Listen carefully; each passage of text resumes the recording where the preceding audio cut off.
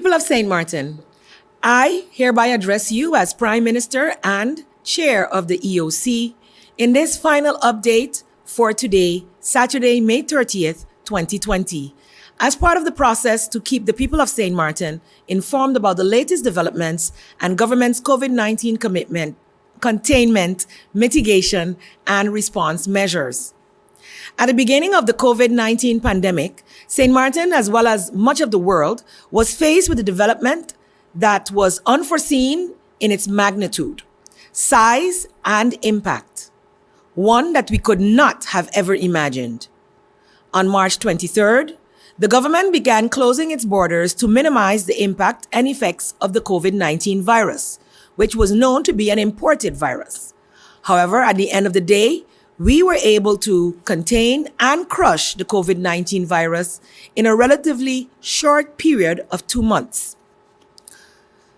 Based on the latest available data provided by CPS, epidemiologist Dr. Raisa Chonkomfat, the results of yesterday remain the same.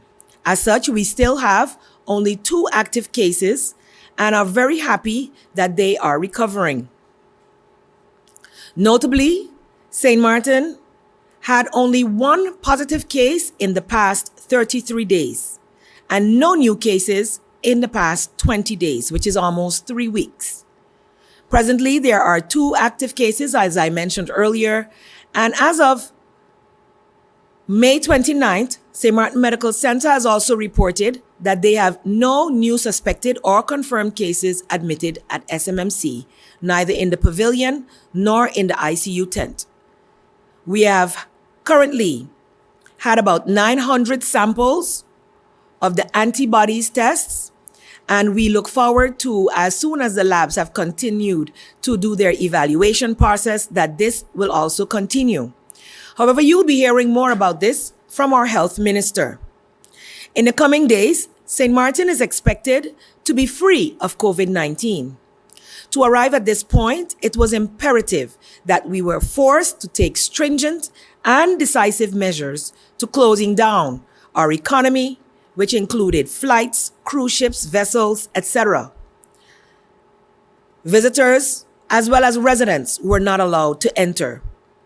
We are slowly allowing some residents to return at the moment under very strict circumstances, and these protocols and guidelines will continue in the foreseeable future until we move to a removal of the lockdown from travel. These measures, though not popular, were necessary in order to bend or flatten the curve.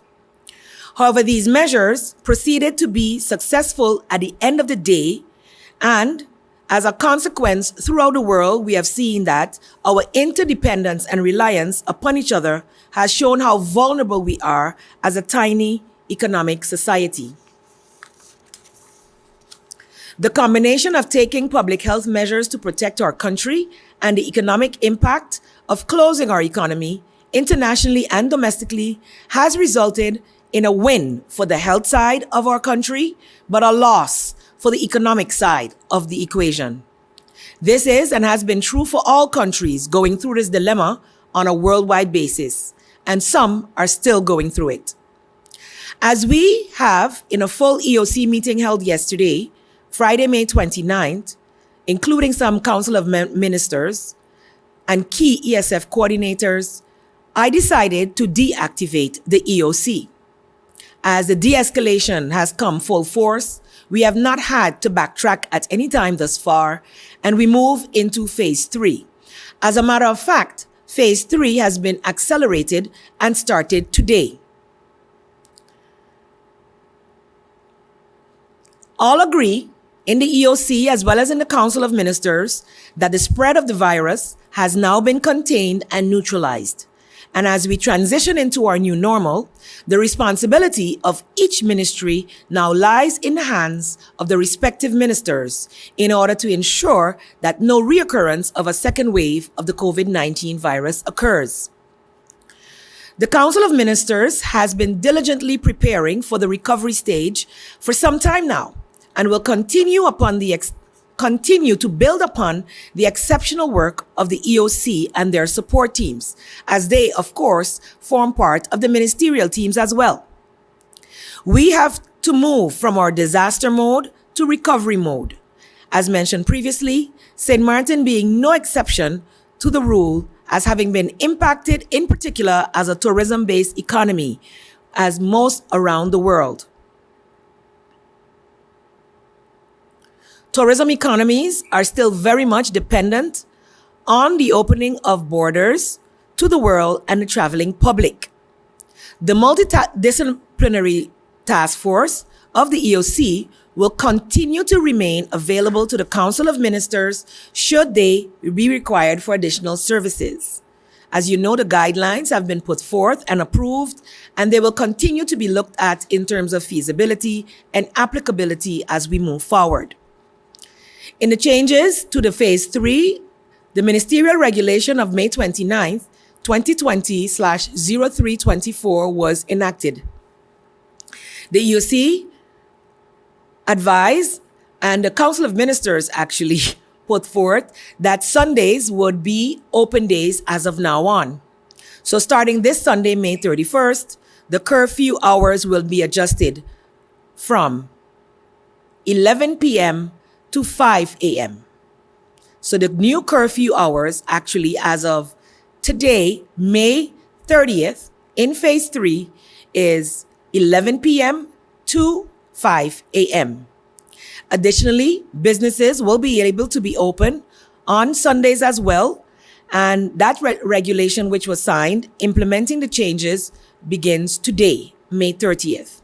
I know many woke up this morning wondering, but we made sure that it had to be published first, which it was published today, and therefore everyone is aware that today and tomorrow are open days as well.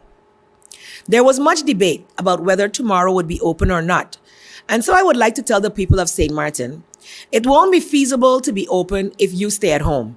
It is still your prerogative to do your shopping and other essential services from Monday to Saturday, even though some places will be opening as they did prior to our lockdown on a Sunday.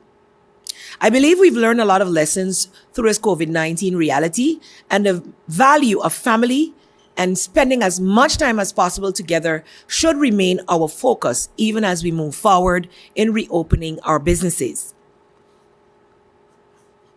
We will continue as a Council of Ministers to deliberate on these topics, and we hope that people moving around on St. Martin will continue to use their good judgment in order to remain safe. Continuing to keep yourself safe after COVID-19 by having proper mask usage, remaining socially distanced when in public, keeping 2 meters or 6 feet away from other persons in public, washing hands often with soap and water, covering coughs and sneezes in a proper manner, sneezing into a napkin and then disposing of it, and limiting physical contact. We said limiting. I think as people move forward and they have not become ill, we have become a little less strict where that is concerned. But I believe we've learned some key lessons from this experience, and naturally it has revealed some secrets to success for any future developments. God forbid, we have learned from that moving forward, we all as a community must plan and prepare for the future. We know that we are now facing the start of our hurricane season, and so preparation will continue to be key to our survival. It is imperative that the measures and the guidelines that have been put in place for your safety continue to be followed.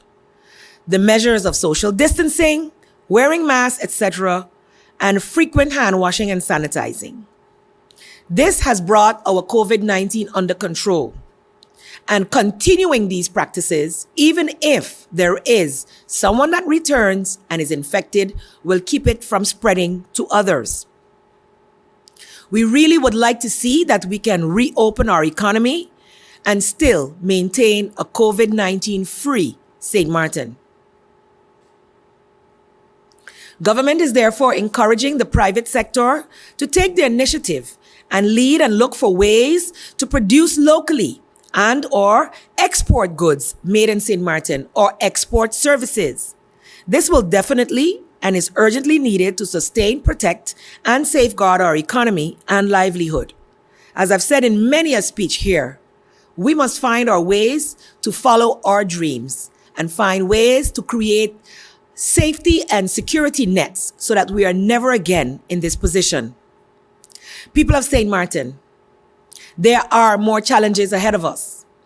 However, the one thing that remains is that we are strong and we are a resilient people. In fact, I think we define resiliency. And like always, we will rise again. Let us continue this great work that we have done over the past 3 months and continue to stay COVID-19 free. I would like to remind you of this vision that I have for St. Martin, that we move from where we are to being a multi-pillar economy, giving each and every person the opportunity for maximum growth, so that you, the citizens of St. Martin, are empowered to realize that it is your own strength, your determination, strength of mind, and your actions that would allow you to progress to the next level and the next and the next. There is no limit to the progress we as St. Martin can realize if we only work together. St. Martin is a place where dreams can be achieved. Be blessed, St. Martin.